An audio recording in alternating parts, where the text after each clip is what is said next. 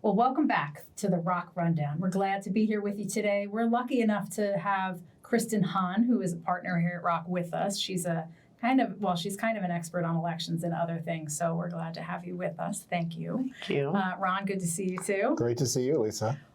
So Election Day was Tuesday. Here we are taping just a few days after. So there's a lot of autopsies happening. I wanted to talk a little about message, though. We'll get to politics, of course, but the three candidates in the city and the two states we were watching really focus in on messaging, getting close to what it was the voters were going to care about and taking a little bit of the who to blame out of it, at least from my point of view. And each one of them have a little bit of a nuanced message for their own specific state or city in a way that really, it was a good night for Democrats. What do you think, Kristen, from your point of view, was a takeaway from Tuesday? I think we went back to the old adage, it's the economy, stupid. And you had candidates that knew their voters. They knew, and they were speaking to them the way they needed to. Abigail Spanberger, Mikey Sherrill, they are seasoned politicians. They came into office in the same class in 2018. And, I saw these news reports. There was this pervasive theme that Mikey somehow was boring and was not going to get through, and it was going to be so close in New Jersey, and it just wasn't, because she knows how to talk to her voters and deliver that message. So I think that's what came through, even in the New York mayoral race. Yeah. Ron, what about you? What was your takeaway? I have a bunch of takeaways. Yeah. I think one, it was a warning shot to Republicans to start pulling together their messaging and start getting back to talking about the economy. And I think that message hopefully has been received, for at least for their sakes, because that's what it's going to boil down to in November. What is also fascinating is that the same week that the Mayor-elect Mandani won, the same week Nancy Pelosi stepped down, was retiring. And Republicans used Nancy Pelosi and turned her into the liberal from San Francisco, and had a big sign in front of the National Republican Congressional Committee called "Fire Pelosi." Yeah. Well, hanging out the window. It's sort of like there goes Pelosi. Here's Mandani, which is served up on a platter for Republicans as everyone recognizes him as a socialist and what he may do harm economically to the city of New York. Now, he is an excellent orator, but he has to follow up now. There's a difference between campaigning and governing.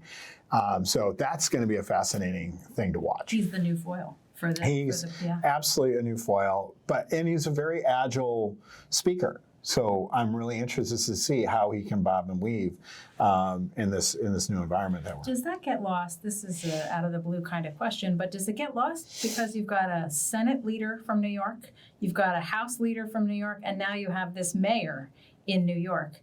Is that also a liability? I mean, everybody always talks about those coastal elites or the New York elites. Is that also hard for Democrats to respond to, or maybe people aren't paying attention? I don't know if it's necessarily hard to respond to. I think it's something that we've always had to deal with, being seen as the party of the coastal elites, when that's not actually true. So I think it's also about, we're looking at the midterms, staring down the midterms, and particularly the House. It's all about getting granular with those races and finding the right candidates in the right places to deliver a very localized message. So yes, the leadership is very New York heavy. I think, though, that when you looked at Hakeem Jeffries and when he put out guidance to his members on the shutdown, there was one piece of paper that had 5 bullets on it, and it was like healthcare, healthcare, healthcare, healthcare, healthcare. And so I don't think that they're as disconnected as people might think.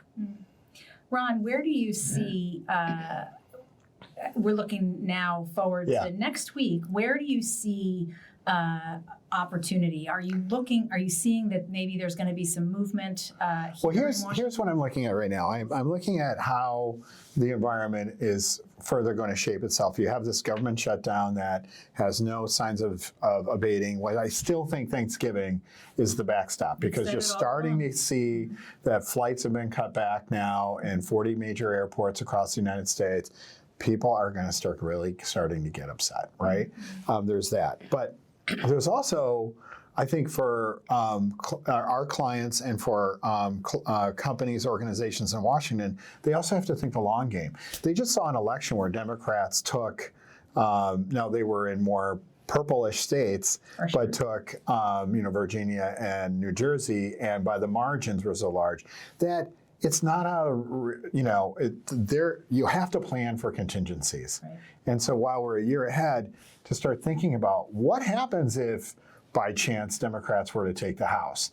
Like, as a Republican, I need to say that'll never happen. Mm-hmm. However, there should be contingency planning that starts to think about what's the messaging, what's the positioning, because it's not always going to be all Republican, just like it wasn't always going to be all Democratic as well. I've heard you counsel this week to clients also. Lobbyists, members of Congress, they're not all as focused in here in town because the members, at least half of the Congress is not in Washington. But to our messages, to our clients, you both, I have heard say, we have to stay the course. We have to continue talking about it for that very reason, because having those conversations, they're still happening. And if we turn off the sound and we just let Congress agitate over these issues, we will lose that race, that long race to November of next year. So staying the course, talking about the issue, reminding people of what matters for our clients has really been, for communicators, for public affairs, has still been very, very active while everything else seems to be stalled. Yeah, one of our all-stars, Vice President Mary Worden, just put out a piece on what happens when the government opens up, and how do companies respond?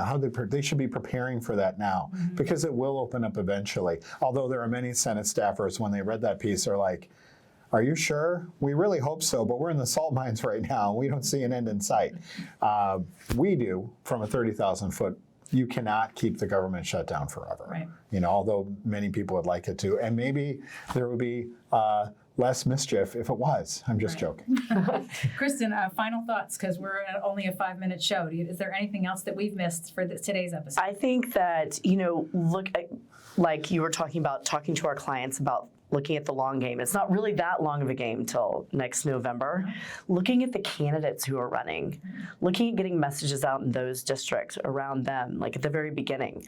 That's what we're trying to look at. We're trying to see around corners here. So, and that's what we're helping our clients do. Yeah, I just have to add one thing. I know we're 5 minutes. We may have to go 6 minutes. I'm so sorry to our sponsors. But we just had in our office Substack.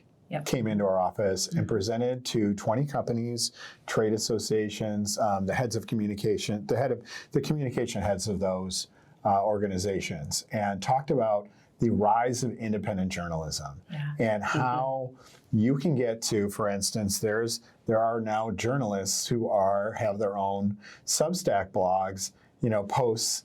I don't know what you call them, but basically you can get to their followers. So someone, a former journalist for one of the major publications or networks may have 400,000 followers or 2 million followers that religiously follow just them. That's right. And if you're looking to get to a particular demographic, that's a way to go, where you're getting to the real niche targeting, as opposed to spending all of your money on geo-targeting ads. Getting to a Substack author and getting your message pivoted there, Absolutely. In there, could be really cost effective and deliver high-end results. I think that's my greatest takeaway from the week as well, is a meeting with Substack, because it's where independent journalists are. It's where you can pitch your story to someone who specifically understands your issue. And there's so much opportunity. So it's definitely a platform to keep a close eye. Yeah, and lastly, they announced at our meeting that they are now going to be they're in beta advertising. So they're taking beta sponsors, for Substack authors. And that was announced at our meeting. Breaking news. Yeah, breaking news at the ROKK meeting. Everybody ran out of there, signed up. Yeah, it was crazy. Well, you guys, thanks so much for your time. Thank you. If it's happening in town, it's happening at the ROKK Run. Yeah, and you know what? I just have to say, Kristen, Hawn, great first appearance. You know what? Thank you, guys. I really appreciate the invitation. We're really professional as hell. Thank you so much. Thank you so much. Thank you.